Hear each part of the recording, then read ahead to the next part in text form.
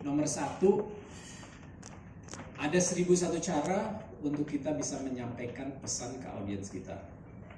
Tugas kita adalah untuk membuka pikiran, untuk membuka atau mengubah cara berpikir kita dari yang tadinya ini susah, ini tidak bisa, menjadi mungkin. Insya Allah bisa. Kalau gagal atau sukses, biarin aja.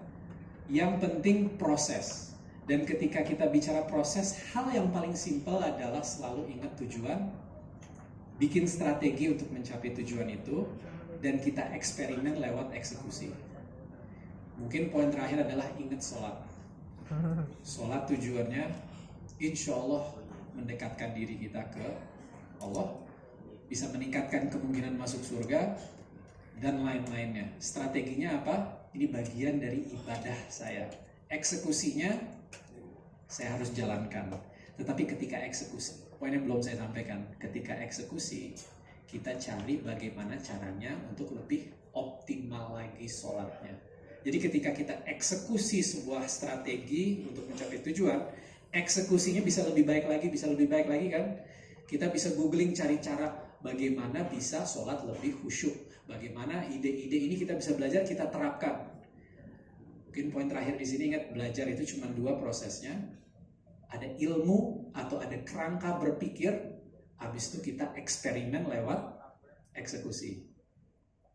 Contoh, kalau sholat, katanya harus tahu arti dari ayat-ayat yang kita baca.